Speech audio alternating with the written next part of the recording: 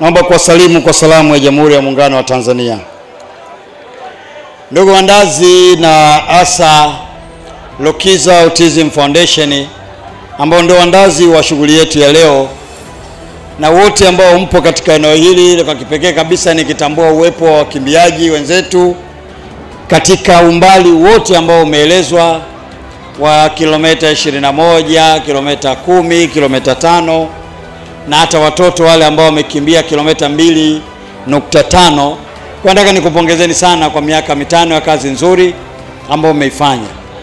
Kabla miaka 5 hiyo iliyopita, kabla mjaanza kufanya kazi hii ya kufanya awareness ya magonjwa kama haya, kiukweli jamii yetu ilikuwa ni ngumu sana kukubali kwamba kuna tatizo kubwa kama hili.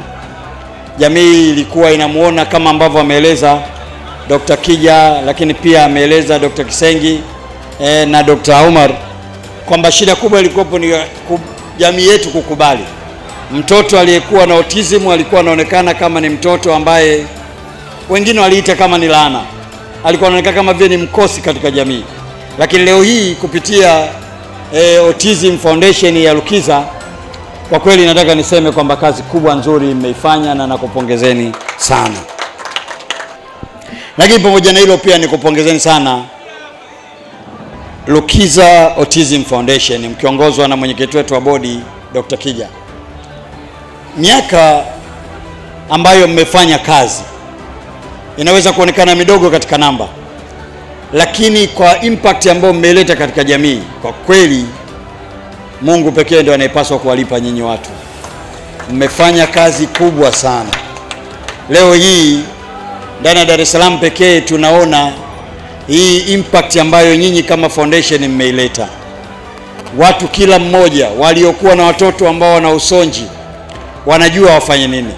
Lakini pia mmefungua fursa kwa maana hata leo hii tunakutana na taasisi mbalimbali ambazo nazo kwa namna moja nyingine kutokana na interest ya jambo hili zimeweza kujitokeza kwa wingi.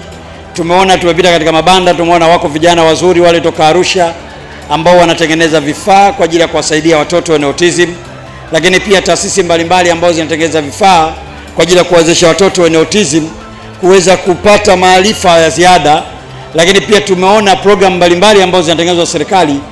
Hii yote ni kwa sababu yenu nyinyi na kazi nzuri ambayo mmeifanya, na mengineyo nitakuja kueleza hapo mbele katika hotuba yangu.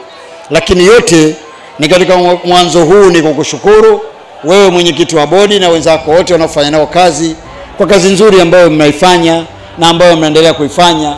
Na sisi kwa upande wa serikali nataka tukupe moyo mwenyekiti wa bodi na foundation nzima kuendelea kufanya jambo hili, na kwamba sisi serikali tutaendelea kuwaunga mkono ili kufikia malengo makubwa yale ambayo mlijiwekea.